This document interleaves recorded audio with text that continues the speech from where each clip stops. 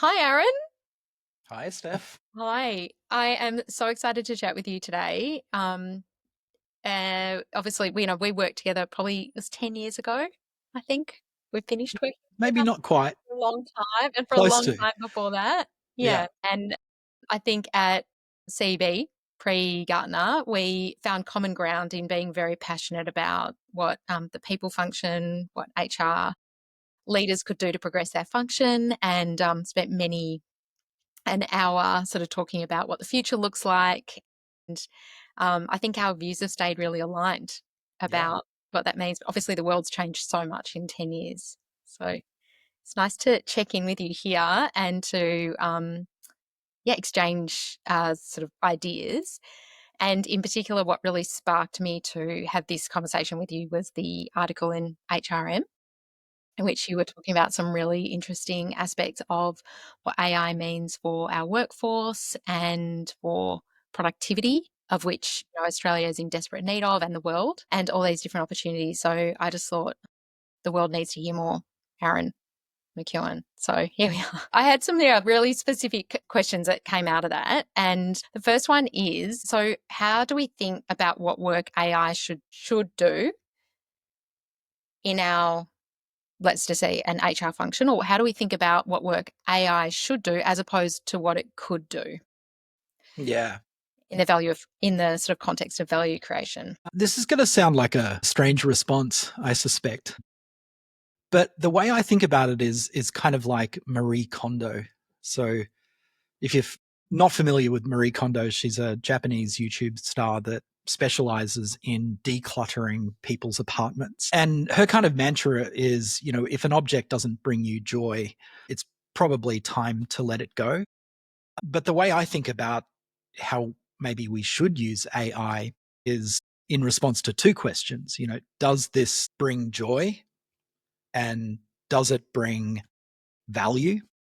And so, if we're thinking about a task that a human being could perform, if the answer to both of those questions is no, then it's probably a good thing to hand off to AI. And the reason I say that is that, and this from conversations we've had in the past, that I do believe the future of work is human and perhaps even more deeply human than it is today. And so what I see is a lot of organizational leaders, they are obsessed with productivity. And so they've, as we always see with any hype cycle, with any new technology, this shiny new thing has come on the scene and CEOs are very excited about the productivity gains that can bring. They don't often say the quiet part out loud until they're in a room full of potential investors or on an analyst relations call. But they're really trying to find ways to reduce their workforces and to get their current workforces to do more with less. And so AI might offer some exciting solutions in that space eventually. Not so much right now, but there are some small gains to be made from a productivity perspective. But I worry about a couple of things. One is that just because we build efficiency, which is, doing more with less or doing the same things we do today faster, that doesn't necessarily lead to value creation. So when I look at productivity, there's two sides to it. One is improving efficiency, but the other is creating value. And when you think about the way that most historical new technologies, the way that they impact the workforce and the way that they impact the way that we live, the ones that last generate new value. And so I think we are going to require humans to generate that value. And, if you've spent any time playing around with ChatGPT or any of the other kind of generative AI tools, they do help you do some things faster and maybe to a higher degree of accuracy at times.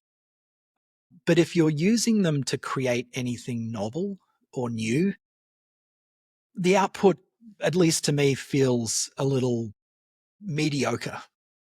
And it has the sniff of AI, whatever that is. You can just tell. Smells like AI. Yeah. Yeah, exactly. And so what I worry is that as everyone jumps on this bandwagon and starts to look for ways to apply this in all parts of business, things are going to start to look very much the same. So if every company has the same access to knowledge and the same access to these tools, they'll start to produce the same types of products and the same levels of service and the same levels of efficiency. So what differentiates them? The And people.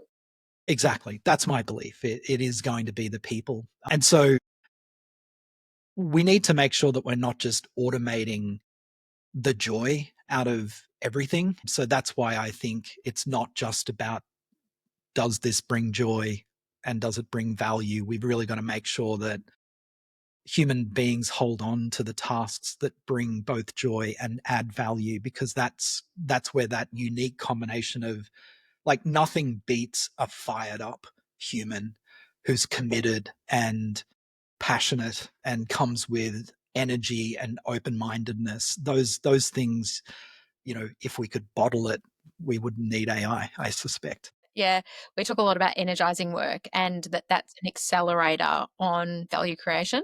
Absolutely. Yeah. Um, so yeah, I think just extending on what I completely agree. And also I think that not only do we not want to automate the things that bring joy, because that's just not really a human-centered view of the world or working, is that, or if it's humans that are going to differentiate organizations going forward, then retention and attraction of the very best people is going to be critical. So Absolutely. really understanding what brings people joy and then doing more of that work, the value creating joyful work. Yeah. And, you raise to me the other really important point in all of this is that, certainly from my perspective or observation, the thing that emerging technologies do is that they tend to create, or they tend to push work up the value and complexity bar. So they do chip away at repeatable things. And so, many organizations, rightly so, are looking for ways of reducing drudgery. But, nature abhors a vacuum. So we will fill that. And to be honest, most organizations fill it with meetings and other non value adding tasks. But even if we get this right and we fill it with more value adding work, we just have to be careful that, or recognize that the work that is left is likely to be of a higher level of complexity, both at a cognitive level and an emotional level. So, in essence, work gets harder. And that's what we've seen historically. Our jobs don't get easier with automation. In fact, they get harder. And so, at least with some of those drudgery tasks, like doing my admin, at least I can take a mental break after I've had a long day of trying to think, which is most of my job. Yeah. So there's some value to be had in putting your brain in a bucket and not having to think. And so if we're moving towards a future where humans have to think harder and work harder and solve harder and more complex problems, then the current model of work, 9 to 5, structured, that's a 20th century model. And that's not the type of model that human beings flourish in.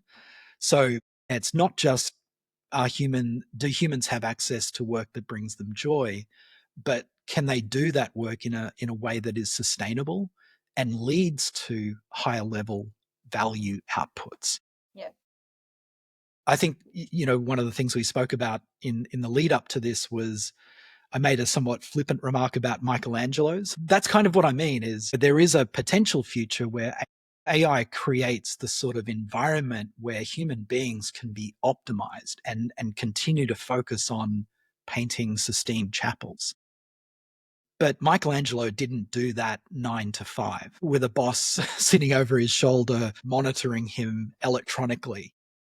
He had wealthy benefactors and he worked in his own time. And my understanding is that he did most of that work between particular hours, like 4 in the morning through till about 10 o'clock. And then he'd take most of the day off and then come back and do a bit more. So yeah, we can't drag these humans that we expect to do this incredibly difficult work and expect them to work in a model that was designed for a world of work that all of the AI will be doing. Yeah. It's yeah, you've really got me thinking there, because um the begs the question then, so what do these Michelangelos need and what's the role of HR in that? what's the role of managers and leadership, and what's the role of HR? Because it sounds like if we're operating in a different model and context, and that humans truly at the center of it, they're going to be what differentiates us and drives the success of our organization, then is it a different capability that we need HR or managers to have? Or I don't know if it's a capability. I mean, there certainly will be skills that HR needs, and the role of HR will change quite dramatically. And there's a couple of ways I'd look at it. So if I don't get to my second point, can you remind me to come back to it? Because I suspect I might go get into the lost in the second point first now. one. Let's just go, I interrupted you. Go for the second No, point. no, no, that's okay. So the first thing I'd say is we actually know what humans need to flourish. It's well documented in the literature. We need connection, we need mastery, and we need purpose. And those things are what we've always known our human workforces need. So when we find either leaders or organizations that give people a strong sense of purpose, facilitate deep connections. And I missed one, which is autonomy. When we give them autonomy and we allow them to develop mastery of their skills, they flourish, and I think anyone that reflects on the best times in their career probably had a boss that cared about them, that pushed them, encouraged them to grow, gave them clear direction and a sense of connection to something bigger than them. And also, as we know from connector manager research, thought a lot about how to connect that person to the opportunities and the tools and the resources and the networks that would enable them to do their best work. So we know that. We've known the answer to that. And that answer, I don't think, changes in a world of AI. What's interesting is that human beings are already going to AI for connection and mastery, and probably soon a sense of purpose. If you look into anything in terms of the religiosity of AI, which could be, very scary. But you can see that human beings are going, and by the way, that the when you look at the usage of AI, the highest usage is outside of work. And the biggest use cases are companionship and therapy. So, in essence, human beings are seeking from AI the thing that they want from their human managers and their human and their organizations. Yeah, so we know the answer. And it's time we created the environments that provide that. But the time is now. So what do we do? How do we think about operationalizing that? It sounds very lofty. It sounds like it's sort of on the one hand all about looking after our people, but on the other hand about driving productivity. Okay, what's the role of HR? How do we start to operationalize that? Again, I don't want to oversimplify it, but flourishing humans are more productive. Like, you know what I Agree. mean? Like, That it's we that agree on. simple. Yeah. Yeah. Yeah. As long as they are pointed in the right direction, so that's the other component of, what does value adding mean? It means that you're doing the things that drive value. So the things that are important. So I can be very clear on how you don't get there. That is by monitoring them and micromanaging them, not giving them agency. So there's all of these things that, and you're probably laughing because this is what it's like to work in a modern environment, a modern corporate environment. So there's a role for HR in creating things like psychological safety and looking after the baselines of what is necessary for a safe and healthy environment. There's a role for HR to play in the way that it constructs and organizes work. So think about things like 4-day work weeks, hybrid work. These are actual models that encourage human flourishing. And there's ways that HR can, build the type of leaders, what we would call human leaders, that are more likely to lead with authenticity and empathy and kind of genuineness and care. So those things are capabilities that leaders can acquire, even if they don't have them. But there's also a massive role for HR to play in not just constructing the right environment and equipping leaders with the right things and putting the right protections, think work conditions in place. But talent management, I think, is going to become hugely important in the future. There's a massive debate about skills-based organizations, and I guess I've been quite vocal about my bias in that area, that I don't think the currency of the future is skills. I think the currency is tasks. Certainly when we deploy AI and agents, it'll be at the task level. We'll be like, what tasks can this do? Which then begs the question, what tasks should humans do? And so if we're able to build task intelligence, we can then deploy both our human and non-human workforce. Optimally, right? And Yeah, that optimally. Yeah. optimally is, I guess, going to, well, how do we decide which tasks are for whom? And what I'm hearing you say is that it needs to be value creating, needs to be purpose driven, and it needs to be joyful as three of the sort of lenses of how we Yep. decide what's for who. Yeah. Yeah. But it also needs to be purposeful, and work needs to be organized in a way that establishes connection. So this is going to be incredibly important for human beings, whenever they work in complex systems, that they feel connected to each other and the system. Importantly, it'll also be about their connections outside of work. So the organizations that don't just think about the employee experience within the work environment, but rather what is the whole life experience and how do I enhance that? It's no good having a super productive workforce that's optimized, right? If a person at home is only getting 2 hours of sleep, they're not going to be able to perform at the level, right? So there's a interface between work and life that HR will have an increasing role to play. I mean, I spend my life thinking about the future of work. So this just, every time I raise a point, it just raises another another pathway I could go down. Yeah. We could talk about the the role of robo bosses and the idea of bring your own boss, which I'm particularly kind of enamored with the idea of at this point in time. BYO. Yeah, BYOB. Well, you know how when, like back in the thousands, when you went to work, you had access to better tools. You know what I mean? Like you had your kind of crappy PC at home, and then you went to work and you had like a bigger screen and a better computer. Yeah. And then, by the end of that decade, it was the opposite.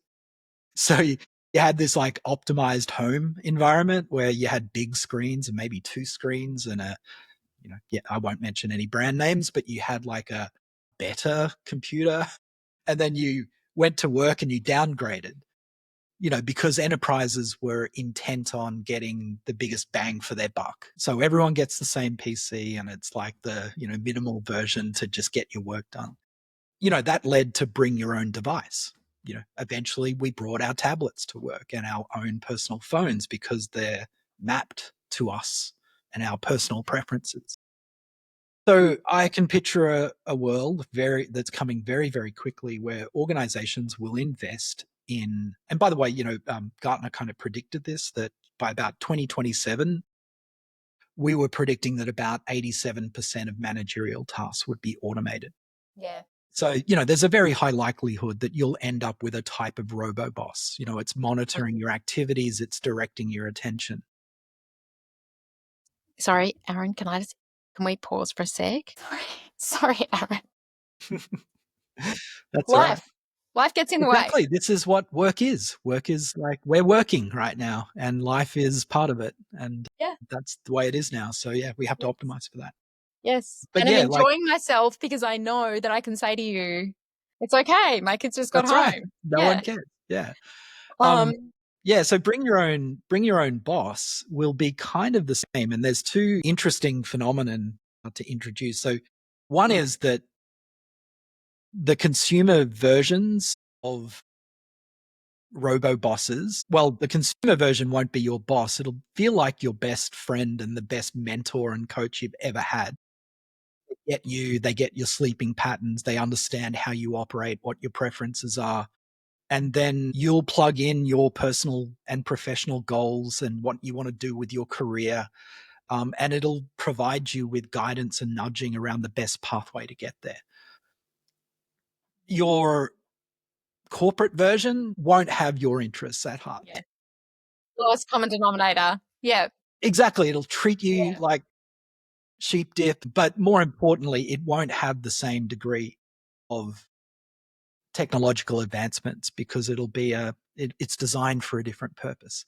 Yeah, my prediction is that people will bring their own productivity coaches to work and they will be superior to whatever your organization can provide. But the other thing is that we're seeing this interesting phenomenon with some corporate AI systems. So, we're designing our own internal AI so we can protect it and not let it get out into the wild. What's happening to a lot of these systems, not all of them, but a lot of them, is that over time, they get dumber because they have a closed loop of information being fed in. And eventually, that just kind of creates a degree of rot or inertia. So That we we've might always, also, it just perpetuates the way we've always done it as opposed to new things. yeah, but also actually getting poorer in quality in the advice or output. So that's a known phenomenon. And so, yeah, potentially these commercial grade versions, not only will they kind of, if you've interacted with AI, it's like it's purposely designed to suck you in, to engage you and make you feel like you're really important and unique. And It's my clever. daughter uses one, and the AI refers to her as Cat Lord, because she's the Lord of the cats. So it gets you. It gets you. Combine that with potentially a superior output. Like why, like when I've discussed, my belief is that work is and when you sell a crappy product, people don't want to buy it. Yeah. So the best talent will be attracted to the workplaces that not only treat them in a way that allows them to have their absolute best output and performance and be the best version of themselves, but also gives them the tools that allow them to enhance that, Yep. optimize that beyond their own limitations. Yeah. Yep. So it all Yeah. comes back to being Yeah. human centric, It does. It's being Yeah. human centric. And I just want to pick up on something you said about being well organized, because I think the bit around tasks I'm obviously really interested in. I really believe that work is a product and work is the sum of obviously, your manager and so on, but mostly Yeah. it's the work you do. It's So what what are you, the you do. tasks you Yeah, absolutely. and organizing that well. And by the way, another really interesting finding from a very recent piece of research on AI, this was done with software engineers. We might not be able to generalize it, but I suspect we can. The heavy users of AI spent more time doing their work and less time managing their work. So, Right. yeah, what that meant was that, they weren't spending their time in meetings or trying to work through the network to find the information that they needed. So, we often talk about, graduates, like we're always disappointed that they don't have business acumen. I've heard every manager in the history, say that point. I've even heard you say it. Maybe. I don't think it's business acumen. I think it's bureaucracy acumen. Graduates lack the ability to find what they need to get their job Navigate. done in the complex system that does its best to get in the way. Yeah. So, yeah, with AI tools, we might not have quite nebulous, opaque, complex systems to have to navigate, which means we can just get on with doing the work. Get on with the work. Yeah. Yeah. Love that. Yeah, we do see in some organizations, particularly like highly matrixed global organizations, that navigating the organization is a It's a determinant of. task in itself, and it may, in fact, be one of the most important tasks, but Mm. it's just because it gets in the way of Yeah. getting your work done. Slows you down. Yeah. Yeah. And I think the same about emotional intelligence. Why is emotional intelligence so highly valued in workplaces? Because workplaces are political and they're complex social structures. They don't have to be. And it looks as though AI is kind of allowing us to not have to do all of that complex navigation because it's not just finding what you need to do your job.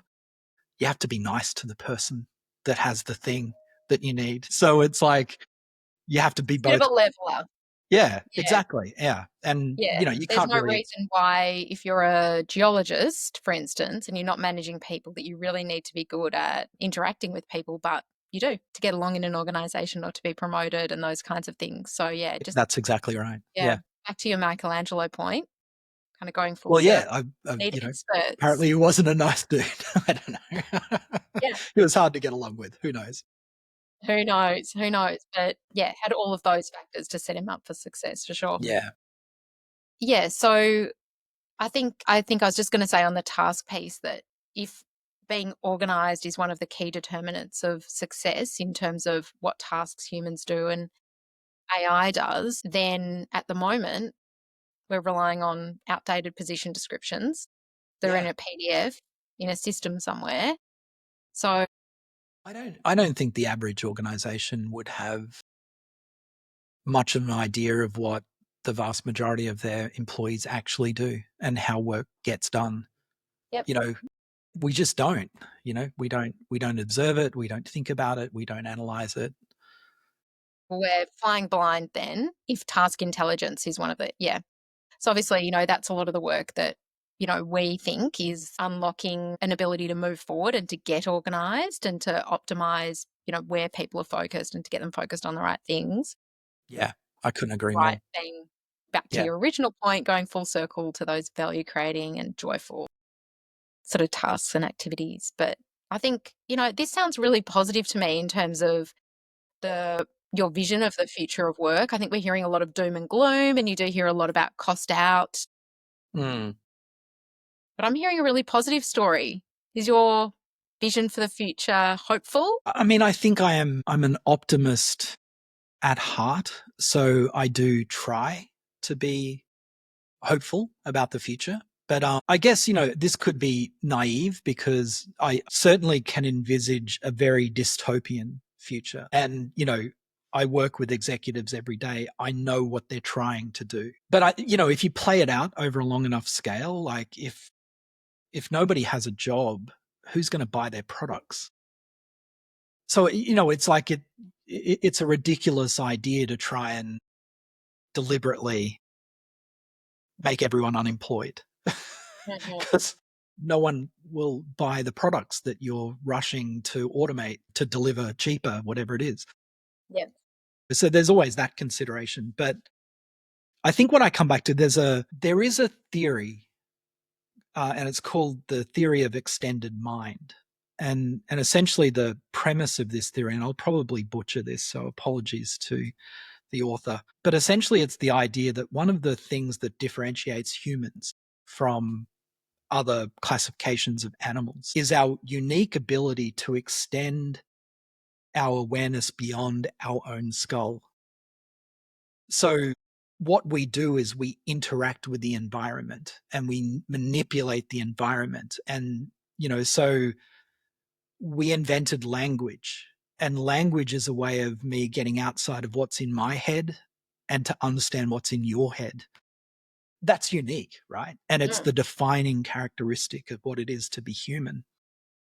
And so AI is just another of the many tools like the wheel and fire, language, art that allows us to extend our mind beyond our own skull. And the So coolest thing about chills. AI, yeah, is that that's limitless.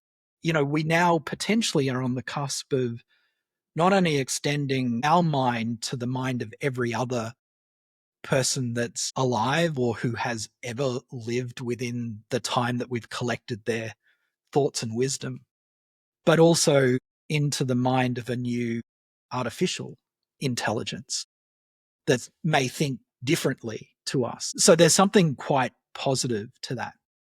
And the other thing I'm optimistic about is that we don't need the robots to tell us that there are conditions under which humans thrive and do their best work because we actually know what those conditions are. But my experience with CEOs and boards is that when the robots tell them, they'll listen, ironically. And so when the robots tell them, the best way for you to improve your profit and profitability is to create a gorgeous little garden for your human workers. water them, nourish them, talk to them nicely, and they will flourish and grow. And if you don't maintain that environment, you will not have optimized humans operating at their best level. So, yeah, I'm optimistic that eventually the very robots that are being designed to replace us will identify the unique value that human beings bring and the conditions in which that needs to be Yep. propagated. Yep. So we can lift up the human work experience through Absolutely. AI in many different ways, but that there needs to be a strategy behind that, and we need to be well organized, and we need, I think, stewards of, through HR and through other, leaders within the organization to take a stance on. We want to have a human centered approach to how we design work and organizations and what AI is going to do and technology and our people. Well, I mean, and I will have to wrap it up here because I've got to go and pick my kids up as well. I mean, here's an interesting experiment. I just wonder how many leaders have asked ChatGPT or whichever, Claude, whoever they're using, have asked the question, how do I create the environments to optimize the productivity of my human assets? There it is. I actually think maybe no one. They've probably asked the question, how do I reduce my workforce? How do I utilize AI to drive productivity? They may have asked those questions, but productivity, again, the definition of productivity is efficiency and value creation. Now, what I would say at the moment is that AI can deliver efficiency. I'm not sure if it can yet deliver value creation. That is still the realm of humans. So if productivity is efficiency and value creation, half of that equation is about understanding how to optimize your human assets. Just ask ChatGPT, it might give you an interesting answer. And down the gauntlet. Aaron, I've loved this conversation so much. Every time I speak with you, I get inspired and so many sparks fly. So I hope that other people watching this, get some inspiration as well. But thanks for taking the time to share it all and get your brain out into the world. Really appreciate it. And it was awesome to see you. My pleasure. That's the extended mind, right? Thanks, Aaron. Take care.